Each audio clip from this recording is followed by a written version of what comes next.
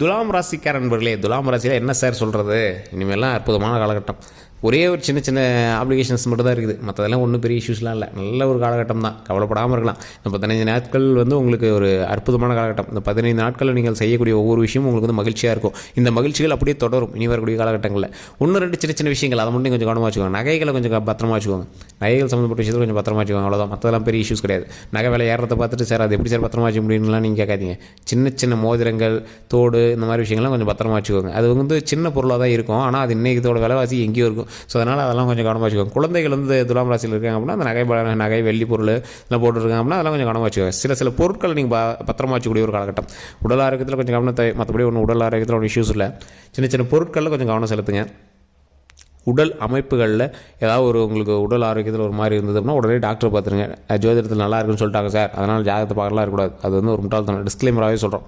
So உடல் ஆரோக்கியத்தில் ரொம்ப ரொம்ப கவனம் கண்டிப்பாக தேவை. அதே போல் கணவன் மனைவிக்கிடையே சின்ன சின்ன சலசலப்பு இருக்கிற வாய்ப்புகள் இருக்குது. அந்த சலசலப்புகளை சரி பண்ணிக்கோங்க. மன ரீதியாகவும் உடல் ரீதியாகவும் நல்லபடியாக பேசி அதுக்கு தகுந்த மாதிரி சால்வ் பண்ணிக்கோங்க. இந்த ராசிக்காரர்களை பொறுத்த வரைக்கும் கல்வி சம்மந்தப்பட்டமான விஷயமா இருந்தாலும் சரி, தொழில் சம்மந்தப்பட்டமான விஷயமா இருந்தாலும் சரி, ஒரு highlighted person, he's a highlighted person அப்படின்னு சொல்லுவாங்க. இந்த ஆள் ஒரு நல்ல ஒரு முன்னோடி அப்படிம்பாங்க. இவங்க குலதெய்வத்தினுடைய ஆற்றல் பெற்றவங்க. குலதெய்வத்தினுடைய ஆற்றல்னால் எப்படி? குலதெய்வத்தினுடைய நேரடி ஆற்றல் பெற்றவங்க இந்த ராசிக்காரர்கள். தொழிலில் மேன்மை உண்டு, கல்வியில் மேன்மை உண்டு. தொழில் பண்ணும்போதும் கல்வி பண்ணும்போதும் சின்ன சின்ன மைண்ட் டிஸ்ட்ராக்ஷன் இருக்குது. அதனால் எதிர் சம்மந்தப்பட்ட, அதாவது எதிர்பாலினத்தவர் மீது கொண்ட ஈர்ப்பின் காரணமாக சின்ன சின்ன தவறுகள் நடக்கிற வாய்ப்புகள் அதிகமாக இருக்குது. ஸோ அந்த நேரத்தில் நீங்கள் கொஞ்சம் கவனமாக இருங்க. அந்த விஷயத்தில் மட்டும் கொஞ்சம் சரி பார்த்து கொஞ்சம் உடலையும் மனதையும் ஆரோக்கியமாக வைத்து கொண்டீர்கள் என்றால் இனி வரக்கூடிய காலகட்டத்தில் உங்களை யாரும் எந்த மைனஸும் சொல்ல முடியாது. இந்த ராசிக்காரர்கள் எப்பொழுதுமே உங்களுடைய மைனஸை மட்டும் ப்ளஸ் ஆகிக்கோங்க. உங்களை யார் ஏதாவது சொல்கிறாங்க, நீங்கள் செய்கிறது எல்லாமே சூப்பராக பண்ணுவீங்க. மற்றவங்களுக்கு செய்யக்கூடிய விஷயங்களும் சூப்பராக செய்வீங்க. மற்றவங்களுக்கு ஏதாவது வயதானவர்களுக்கு, முதியவர்களுக்கு, வீட்டில் இருக்கிறவங்களாம் நல்லா பார்த்துக்குவீங்க. ஆனால் உங்களுடைய வார்த்தைகள் மட்டும்தான் ரொம்ப கடினமாக போயிடுது. அந்த வார்த்தைகளால் மட்டும்தான் தேவையில்லாத பிரச்சனைகள்லாம் இழுத்துட்டு இருந்திருக்கு. ஸோ அதனால் அந்த வார்த்தைகளை மட்டும் கொஞ்சம் கவனம் செலுத்துங்க. அந்த வார்த்தையை கொஞ்சம் பார்த்து பேசுங்க. மற்றபடி ஒன்றும் இஷ்யூஸ் கிடையாதுங்க. அதே போல் இந்த ராசிக்காரர்களை பொறுத்த வரைக்கும் உங்களுடைய தொழில் ஸ்தானமானது, உங்களுடைய தொழில் சம்மந்தப்பட்ட எந்த ஒரு ஸ்தானத்தில் நீங்கள் பண்ணலாம். அதாவது தொழிலுங்கிறது நீங்கள் செய்யக்கூடிய தொழிலாக இருக்கலாம், இல்லை நீங்கள் வேலைக்கு போகிறீங்க அப்படிலாம் இருக்கலாம். வேலைக்கு போகிற இடத்துல சின்ன சின்ன இடமாற்றத்துக்கு நீங்கள் எதிர்பார்த்து காத்து கொண்டு இருக்கக்கூடிய ஒரு காலகட்டமாகவும் இருக்குது. அதே மாதிரி தொழில் செய்யக்கூடிய இடத்துல தொழிலில் கொஞ்சம் மேன்மை வரணும் அப்படிங்கிறதுக்காக நீங்கள் எக்ஸ்ட்ரா ஸ்டெப்ஸ் நிறைய பண்ணக்கூடிய ஒரு காலகட்டமாகவும் இருக்குது. இந்த எக்ஸ்ட்ரா ஸ்டெப்ஸ் பண்ணக்கூடிய ஒரு நேரத்தில் நீங்கள் எதை பார்த்து நீங்கள் கண்ட்ரோலாக கரெக்டாக இருந்துக்கணும் அப்படின்னா, தொழில் அமைப்புகளில் நீங்கள் எந்த அளவுக்கு ஸ்டேபிளாக இருக்கீங்க. தொழில் அமைப்பு அப்படின்னா, தொழிலில் இந்தளவுக்கு நான் பெருசாக கொண்டு வரணும், தொழிலில் இந்தளவுக்கு நான் அடுத்த ஸ்டேஜுக்கு போகணும் அப்படிங்கிறதுக்காக ஆசைப்படுறீங்களே தவிர நீங்கள் ஸ்டெப் எடுக்கிறதில்ல. ரிஸ்க் ஃபேக்டர்ஸுக்கு நீங்கள் எப்போயும் போகிறதில்ல. துலாம் ராசியை பொறுத்தவரைக்கும் ரிஸ்க்காக இருக்கிற எந்த ஒரு விஷயத்தையும் நீங்கள் கையை வைக்க மாட்டீங்க. இது துலாம் ராசியினுடைய விதி, அதோடைய அம்சம் அப்படின்னே சொல்லலாம். சார் ஏன் சார் துலாம் ராசி மட்டும் இப்படி இருக்குது அப்படின்னு கேட்டிங்கன்னா, துலாம் ராசியிலே ஒரு பெரிய மைனஸ் இது தான் சார். உங்களுடைய மைனஸ் ப்ளஸ் ஆகிக்காங்க ஃபஸ்ட்டு சொன்ன பார்த்தீங்களா? துலாம் ராசியோட மிகப்பெரிய மைனஸ் தான். பண்ணணும்னு நினைக்கிறீங்க, ஆனால் ரிஸ்க் எடுக்க மாட்டேங்கிறீங்க. ஏதாவது ஒன்று சொன்னால் குழம்பிட்டே இருக்கிறீங்க. இந்த விஷயத்தை மட்டும் கொஞ்சம் மாற்றிக்கோங்க. மற்றவங்ககிட்ட போய் உங்களோட குறைகளை மட்டும் சொல்லாதீங்க.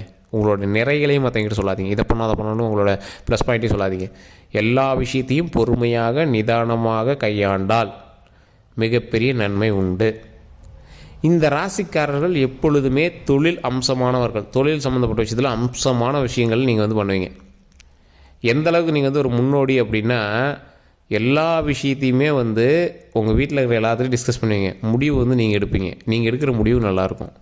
ஆனால் அதில் ரிஸ்க் ஃபேக்டர்ஸை நீங்கள் டெஸ்டே பண்ண மாட்டீங்க. அதை பற்றி நீங்கள் நினைக்கவும் மாட்டீங்க. அந்த ரிஸ்க் ஃபேக்டர்ஸ் வரும்போது நீங்கள் மற்றவங்களை திட்ட ஆரம்பிச்சுக்குவீங்க. நீங்கள் எஸ்கேப் ஆயிடுவீங்க. இப்போ நான் சொல்கிற விஷயங்கள் உங்களுக்கு புரியும்னு நினைக்கிறேன். முடிவு நீங்கள் எடுக்கிறீங்க, அது எல்லாத்துக்கும் பிடிச்சும் போயிடுது. ஆனால் அதுக்கு ரிஸ்க் ஃபேக்டர்ஸை பற்றி நீங்கள் நினைக்க மாட்டேங்கிறீங்க. ரிஸ்க் ஃபேக்டர்ஸ் வரும்போது ஒன்றால் தான்ப்பா அப்படி ஆச்சு அப்படின்னு யாராவது உங்கள்கிட்ட சொன்னால், அப்படிலாம் இல்லை, அதெல்லாம் என்ன அது இல்லை அப்படிங்கிற மாதிரி நீங்கள் ஸ்கிப் பண்ணிடுவீங்க. ரிஸ்க் எடுக்கிற துணிஞ்சவர்கள் மட்டும்தான் அடுத்தடுத்த வாழ்க்கையில் மேன்மை அடைவாங்க. சார் ரிஸ்க் எடுக்கிறது அப்படின்னா ஃபினான்ஷியலாக சில ரிஸ்க் எடுக்க சொல்கிறாங்க சார், அதை எப்படி சார் எடுக்கிறது? அது கரெக்டு தான். ஃபினான்ஷியலாக உங்களால் ஸ்டெப் அதிகமாக எடுக்க முடியாது. உங்களால் எந்த ராசினாலுமே அதிகமாக இன்வெஸ்ட்மெண்ட் பண்ணி ஒரு ரிஸ்க் எடுக்க முடியாது. துலாம் ராசிக்காரர்களுக்கு மெயினான ஒரு விஷயமாக தான். ஏன்னா ஃபினான்ஷியலாக இன்னும் ஸ்டேபிள் ஆகலை. ஒரு பர்ஃபெக்டான ஒரு இடத்துல நீங்கள் உட்காரல. உங்களை மறுபடியும் அவ்வளோ அமௌண்ட்டை போடுங்க அப்படின்னு யாராவது சொன்னாங்க அப்படின்னா அந்த இடத்துல நீங்கள் தப்பிச்சிக்கிறது பெட்டர். அப்படியே அந்த விஷயத்தை நீங்கள் தவிர்த்துக்கிறது பெட்டர். ராசியில் மிகப்பெரிய ராசியானது துலாம் ராசியை போல் ஒரு தெய்வீக ஆற்றல் பெற்ற ராசி எந்த ராசியிலுமே கிடையாது. கடவுளினுடைய டைரக்ட் அருள், குலதெய்வத்தினுடைய டைரக்ட் அருள், தொழிலில் நல்ல முன்னேற்றமுடைய ஒரு அற்புதமான ராசி. குலதெய்வத்தினுடைய அருள் இருக்கிறவங்களாம் என்ன பண்ணுவாங்க? கல்வியில் பெரிய ஆளாக வருவாங்க. கல்வியில் பெரிய ஆளாக வராங்க அப்படின்னா தொழிலில் ஆட்டோமேட்டிக்காக மேலே வந்துடுறாங்க.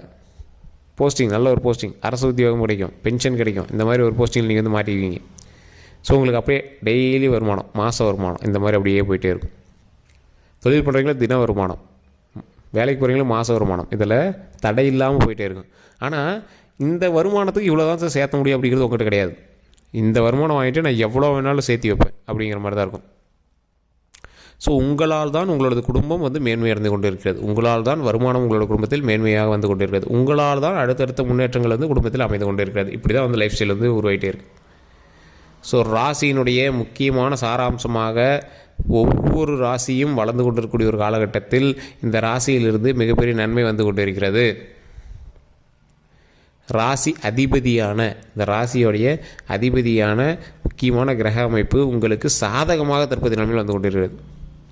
புரியுற மாதிரி சொல்லணும் அப்படின்னா, உங்கள் ராசிக்கு எல்லா தட்டத்துலேயும் உங்களை எல்லாத்தையும் வரிசையாக எல்லா ராசியும் உட்கார வைக்கிறாங்க. ஒரு கிரகம் வந்து எல்லாத்துலேயும் சாப்பாடு போட்டுகிட்டே வருது. உங்கள் தட்டம் உங்களோட இலை வெறும் இலையாக இருக்குது. இப்போ தான் உங்கள் இலையில் ஸ்வீட் வந்து உட்காருது. அடுத்தது சாப்பாடு, அடுத்தது குழம்பு, இந்த மாதிரி ஒவ்வொரு விஷயமும் இனிமேல் நடக்க ஆரம்பிக்குது.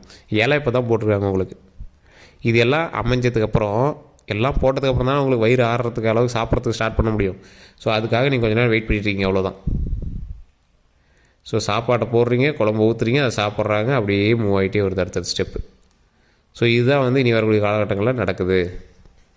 தொழில் ரீதியான விஷயங்கள்லேயும் சரி, கல்வி ரீதியான விஷயங்கள்லேயும் சரி, கொஞ்சமாவது பொறுமையாகவும் நிதானமாகவும் வந்து கொண்டிருங்கள். வரக்கூடிய காலகட்டங்கள் அம்சமான காலகட்டங்களாக, அற்புதமான காலகட்டங்களாக, எல்லா விஷயமும் நன்மையான காலகட்டங்களாக வந்து அமையுதுங்க.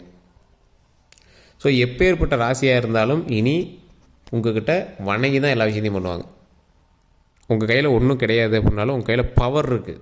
There's a power. இந்த பவர் மற்றவர்களை ஆட்டி வைக்கக்கூடிய அளவுக்கு பவர், மற்றவர்களை இதை செய்யணும் செய்யக்கூடாது அப்படிங்கிற அளவுக்கு பவர்.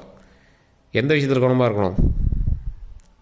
பாயிண்ட் 1, பொருட்கள் விஷயத்தில் ரொம்ப கவனமாகவும் அதை சேவ் பண்ணியும் பத்திரமா வச்சுக்கணும். பாயிண்ட் 2, உடல் ஆரோக்கியத்தில் ரொம்ப ரொம்ப ரொம்ப ரொம்ப ரொம்ப கவனமாக இருந்தே ஆகணும். உடல் ஆரோக்கியத்தில் ரொம்ப கவனமாக இருக்கணும். ஸோ தயவுசெய்து உடல் ஆரோக்கியத்தில் கவனமாக இருங்க. மற்றபடி எந்த ஒரு இஷ்யூஸும் கிடையாது. தொழில் சம்மந்தப்பட்ட விஷயத்தில் எப்பொழுதுமே நிதானமாகவும் கொஞ்சம் பொறுமையாகவும் இருங்க. அதே போல் இந்த ராசிக்காரர்கள் ரொம்ப ஒரு ஹைலைட்டடான ஒரு பர்சன். இவங்களுக்கு வந்து சின்னதாக ஒரு மாதிரி ஏதாவது ஒரு வார்த்தை சொல்லிட்டீங்க அப்படின்னாலும் ரொம்ப ஹர்ட் ஆகிடுவாங்க. ஸோ துலாம் ராசியோட நண்பர்கள் யாராவது பார்த்துருக்கீங்க, துலாம் ராசி வீட்டில் இருக்கிறவங்க யாராவது பார்த்துருக்கீங்க அப்படின்னா வார்த்தைகளை மட்டும் எங்களுக்கு கவனமாக பேசுங்க பாருங்கள். அவங்க வார்த்தைகள் உங்களுக்கு வந்து வாக்காக மாறும். ஒரு நல்ல விஷயங்களுக்கு சொல்லிட்டாங்க அப்படின்னா அது அப்படியே நடக்கும். துலாம் ராசிக்கு உண்டான ஒரு வரம் அப்படின்னு சொல்லலாம்.